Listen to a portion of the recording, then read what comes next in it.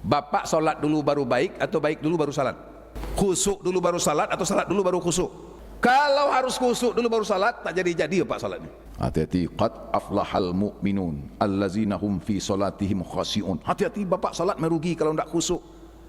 Kita balik pertanyaannya, khusuk dulu baru salat atau salat dulu baru khusuk? Kalau tak khusuk berarti tidak salat-salat sampai tua.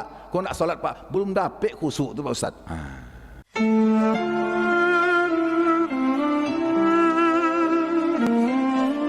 Irmam TV.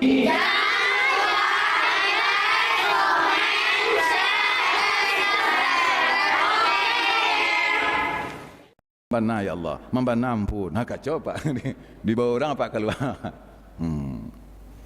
Istighfar, astagfirullah. Makin lazim, makin luar biasa. Nah tentang konsep kalimat ini, mana yang bagus Pak Ustaz? Disirkan diam saja, pelan, atau di hati, atau pakai zahar?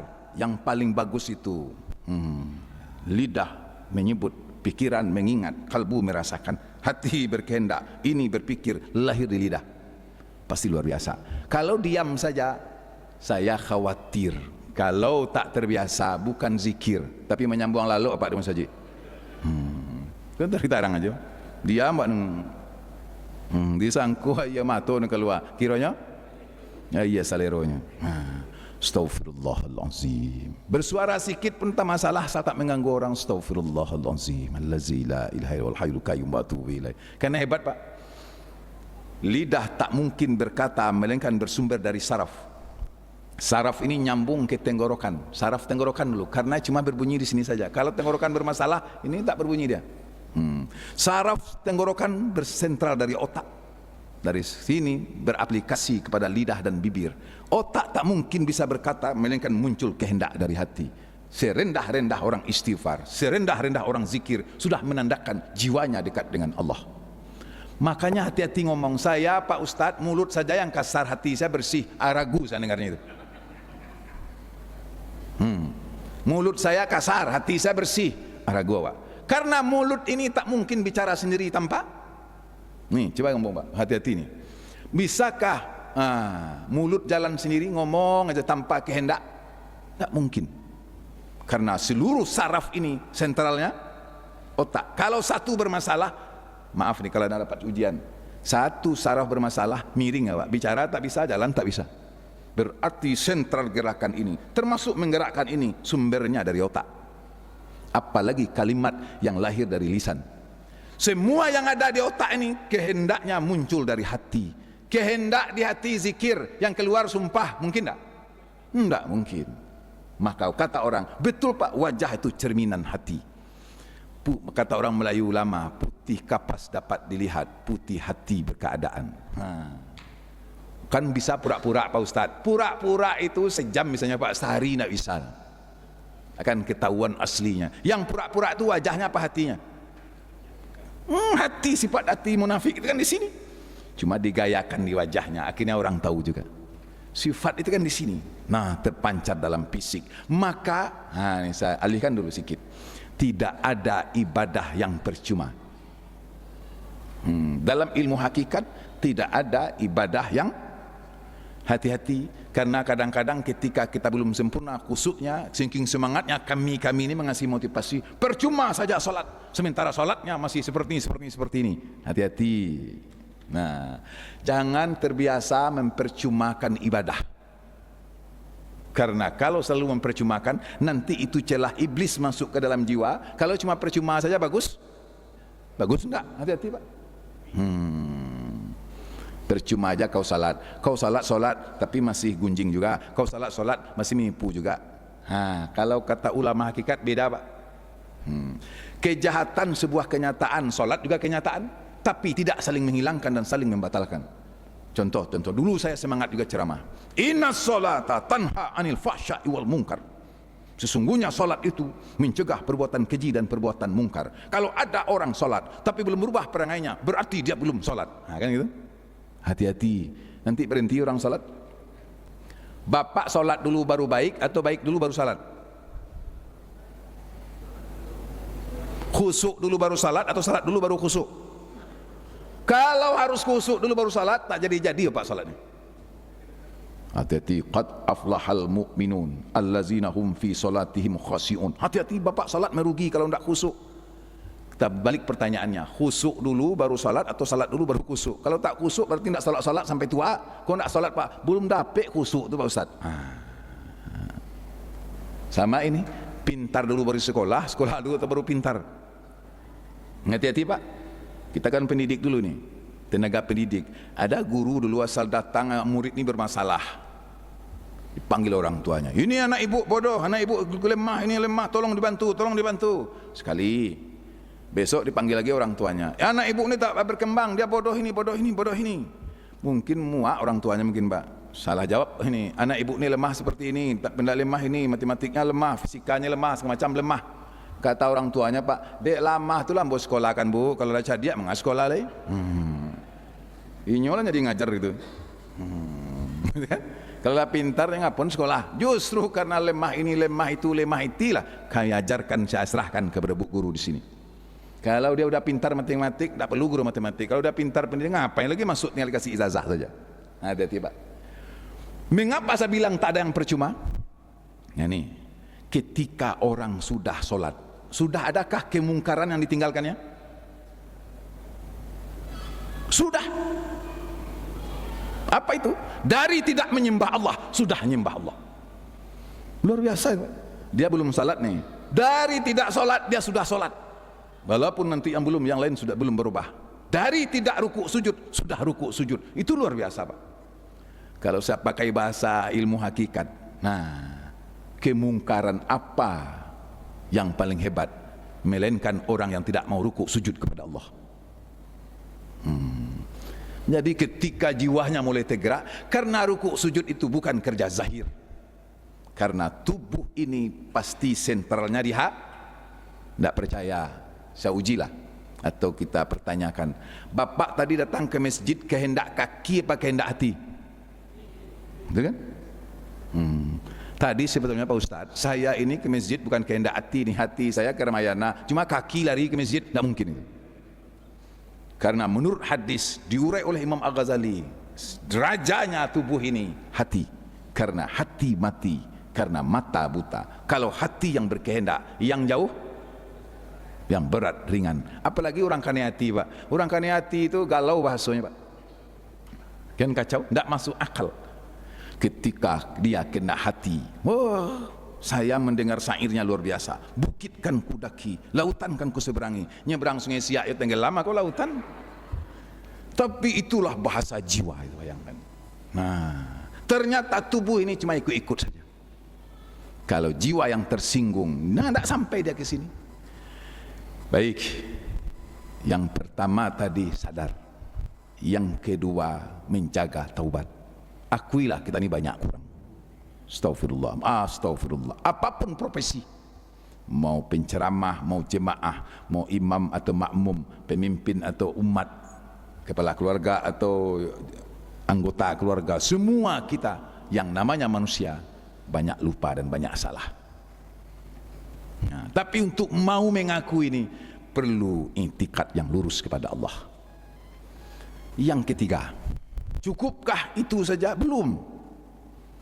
Yang salah kita tahu, dosa dari dulu paham, tapi perlu syarat yang ketiga biar iman ini terjaga, namanya al-inabah. Apa itu Pak Ustaz? Mau berbalik, mau pindah berbalik itu Pak, itu perlu usaha yang luar biasa. Jadi tidak cukup tahu saja saya Allah, saya salah ya Allah. Tuh mana contoh? Kita banyak tahu kelemahan dan kekurangan diri kita, tapi untuk berubah dan keluar dari kelemahan itu sulit luar biasa. Mau berubah itu namanya al-inabah. Contoh, ada bapak itu melapor ya Pak, saya ini Pak Ustadz orangnya lain gimana Pak? Saya banyak-banyak cerita ini tidak ada, saya orangnya pendiam, tapi sekali tersinggung Pak Ustadz habis saya bikin. Sekali ngomong saya bahaya. Kata saya, Pak, bapak ini terbalik. Yang disuruh hadis itu bukan seperti itu.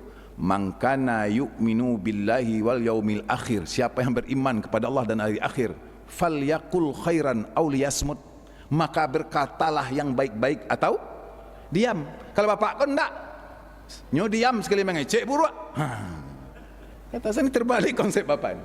Saya ini diam aja pak. Ibu-ibu itu ngomong juga, saya ini orang lain pak Ustaz, saya tidak banyak bicara, tapi sekali ngomong pak Ustaz pedih. Nampak dia lah nang keluar, alah cie pak dia lah. Hatta hadis Rasulullah, ngomong yang baik-baik, kalau tidak bisa diam, kalau dia tidak, dia diam sekali ngomong. Menyakitkan. Dulu bapak nyurai satu rapik jawab, memang geretaknya. Saya ini Pak Ustaz, memang diam, tapi tersinggung saya tidak tahu siapa depan, siapa lawan. Berarti kan ya, masa Ustaz pakai? Semua dilawannya tanpa batas. Berarti kan tahu itu. Kesalahannya dia tahu, kelemahannya dia tahu. Dia orangnya emosian. Kan tahu itu. Rubahlah. Al-inabah itu mau keluar dari kondisi itu.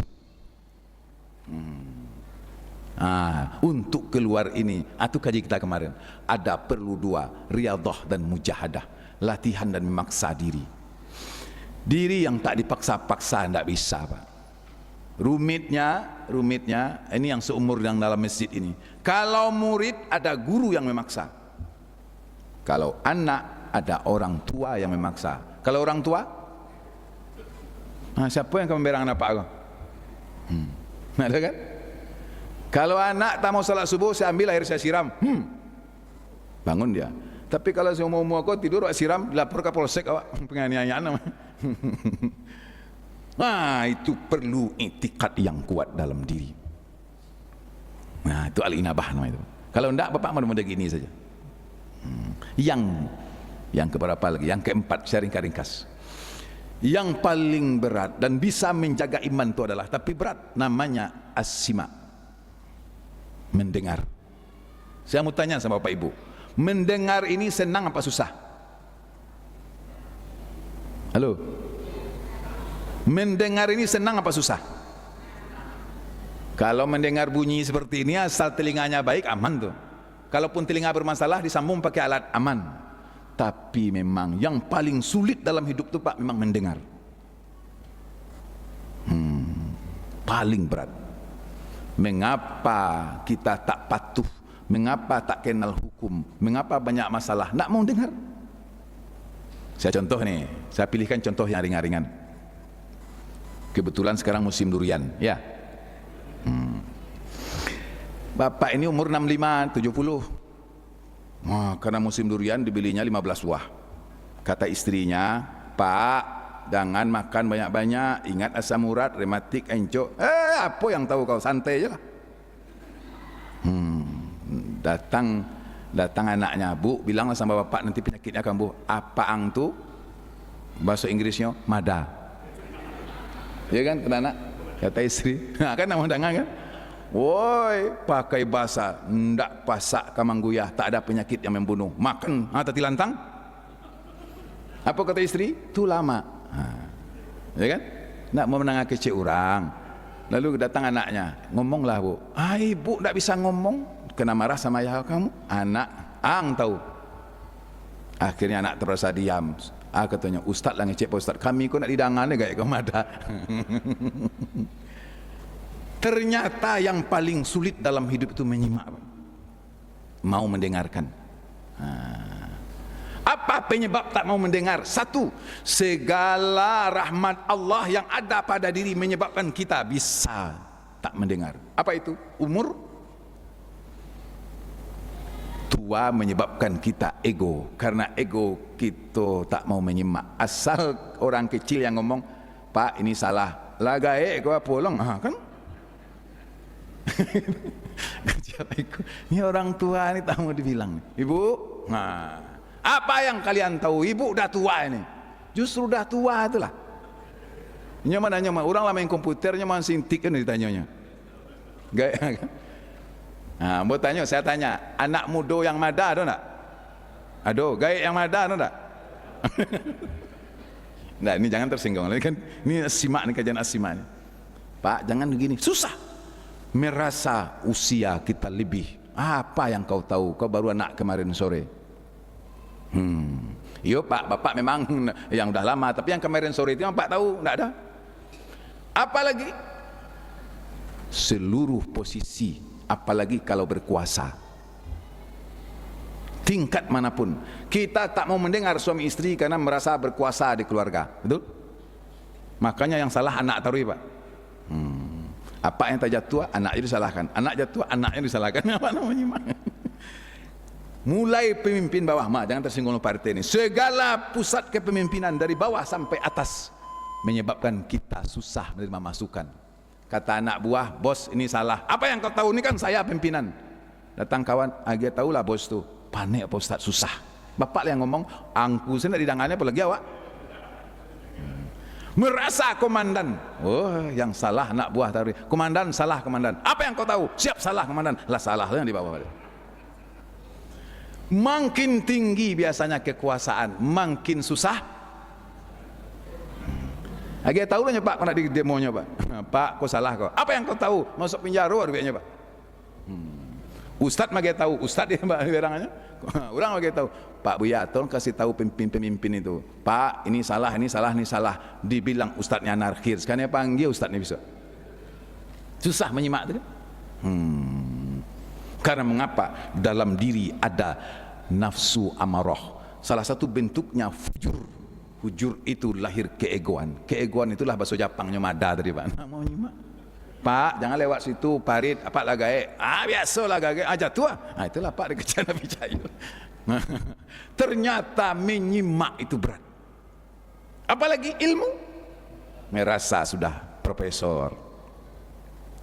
Merasa surban lagadang. Kok kami yang kan ini Pak?